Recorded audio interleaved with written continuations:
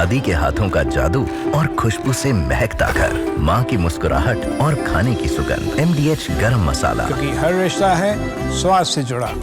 किसी ने अभी साथ नहीं दिया ईरान का। ये जो पूरा युद्ध हुआ था, द 12 डे वॉर जिसको डोनाल्ड ट्रंप बोलते हैं, उसमें किसी देश ने आगे बढ़ करके उनका साथ नहीं दिया।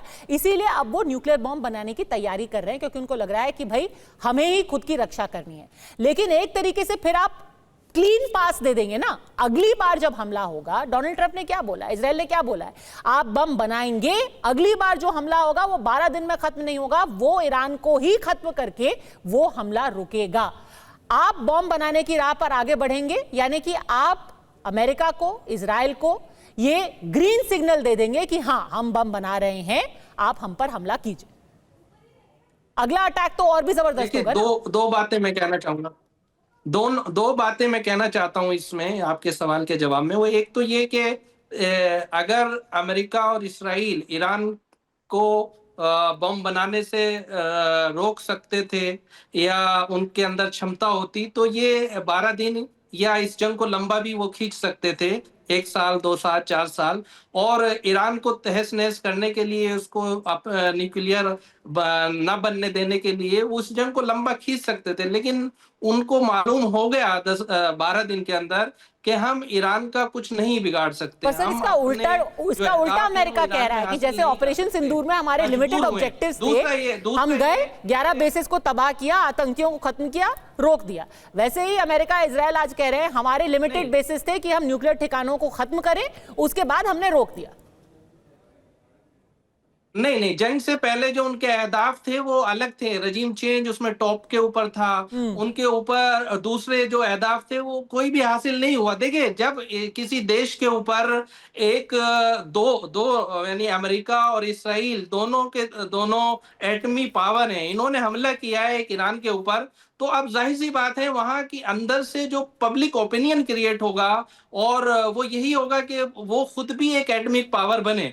और मैं समझता हूँ ईरान के अंदर ये पोटेंशियल अब मौजूद था पहले से, और इसको गवर्नमेंट को अपनी डॉक्ट्रिन चेंज करनी होगी। अभी जो दिख रहा है, जो पब्लिक ओपिनियन आ रहा है, वो यही है कि अब हमें न्यूक्लियर बनने से अमेरिका और इसराइल भी नहीं रोक पाएगा। ठीक है, डॉक्ट्रिन तो चेंज हो गई है, अब इस डॉक्ट्रिन का रिएक्शन क्या होगा पूरी दुनिया में कर सकते थे जो नहीं कर पाए, ये देखना बहुत जरूरी है। आपने रिजीम चेंज की बात की और ये इस वक्त $1 मिलियन क्वेश्चन है, अली खामेनेई का क्या होगा? क्योंकि कल एक बयान देकर के जो रक्षा मंत्री हैं इजराइल के, उन्होंने सबको चौंका दिया। उन्होंने कहा कि हम उनको असैसिनेट करना चाहते थे, लेकिन उनकी एग्जैक्ट लोकेशन मिली नहीं। अब बहुत से लोग बहल सर ये सोच रहे हैं कि कहीं एक इशारा तो नहीं है कि हम असैसिनेट करेंगे अब आने वाले दिनों में। और ये सवाल इसलिए भी जैदी साहब, आती हूँ आपके पास बहल सर। बिल्कुल सही कह रहे हैं आप। सबसे पहला तो मंशा ये है कि ऐसे टाइम में बोले ही क्यों अली खमैनी की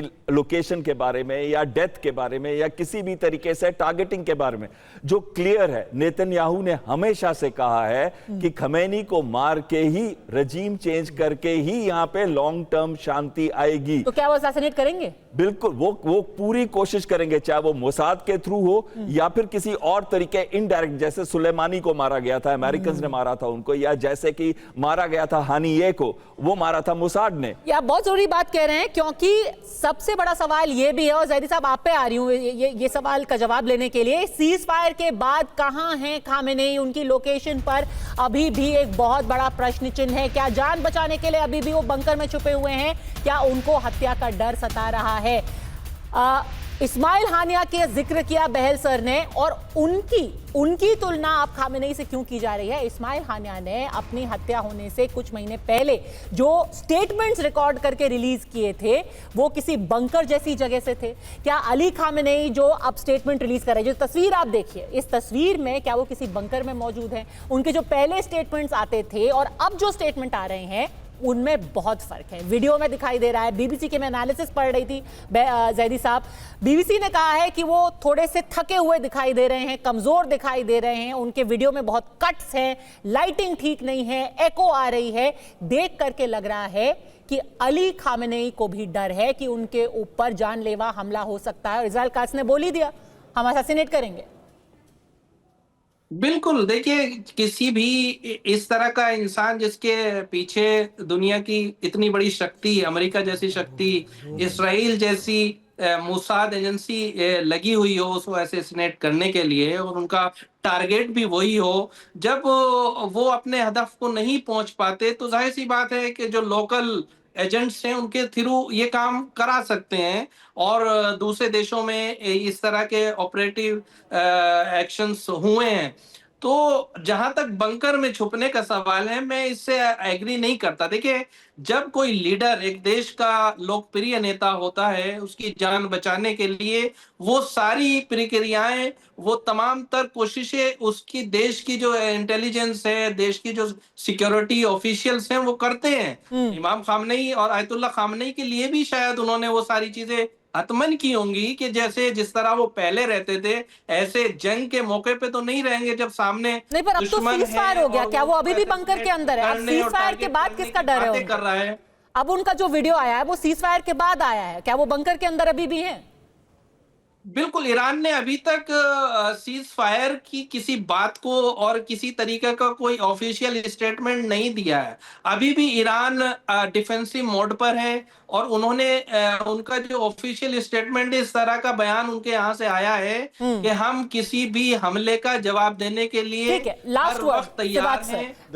एनालिसिस अभी ये हमले इस का लेवल पे होता है। आपको एक बना हुआ दिलचस्प है। चीज बता दूं कि जो उनका जो वीडियो का एक एनालिसिस में पढ़ रही थी, उसमें लिखा था कि वो अपनी बाएं हाथ की उंगली में अक्सर एक अंगूठी पहनते हैं। हाल फिलहाल में वीडियोस में वो अंगूठी गायब हो गई है। क्या उनको ये डर है कि किसी तरीके से बग कर दिया गया है उनकी अंगूठी को उन पर जासूसी करने के लिए? देखो, सच्चाई यह है, आयतुल्लाह अल खमैनी एक टारगेट थे जब लड़ाई थी, मगर अभी नहीं है। एक बात। दूसरी बात यह है, जब भी कभी भी ऐसा कुछ होता है, पूरा देश इकट्ठा हो जाता है। ईरान के अंदर सारे के सारे आयतुल्लाह अल खमैनी के पीछे हैं। और तीसरा इंपॉर्टेंट चीज यानी कि अब वो ज्यादा पॉपुलर हो गए। हाँ, और बिल्कुल। और तीसरा, इराक का भी देखा था अमेरिका ने, सदाम हुसैन को मार के उससे भी रेडिकल नई गवर्नमेंट आई थी, कॉस कंफ्यूजन हो गया था। उन्होंने अभी यही सोचा है आयतुल्लाह अल खमैनी को ही रखना बेटर है, इससे पहले कि कॉस और कंफ्यूजन ईरान में हो। ठीक है, आगे क्या होगा अली खामेनेई का? क्या ईरान एक न्यूक्लियर बम बनाएगा? और सबसे जरूरी सवाल जिस पर अभी भी एक बहुत बड़ा क्वेश्चन मार्क है, क्या वो न्यूक्लियर बम अगले 2-3 महीनों में बना सकेगा? क्या उसका यूरेनियम